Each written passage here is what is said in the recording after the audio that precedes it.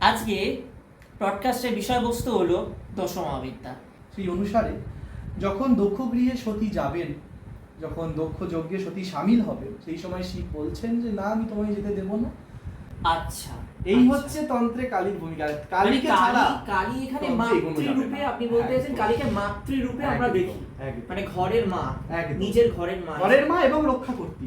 She is the protector. মা অবশ্যই আমাদের রক্ষাই করেন ঘরে থেকে, মানে নিজের মায়ের মতো ঘরের মা একদম। আমাদের, মানে মায়ের আরেকটা রূপ।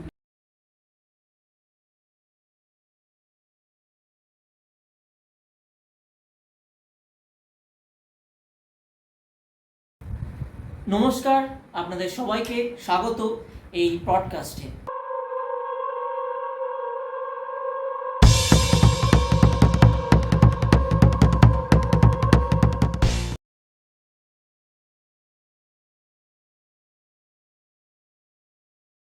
সম্পূর্ণ ভিডিওটি দেখার জন্য নিচের লিঙ্ক ক্লিক করুন।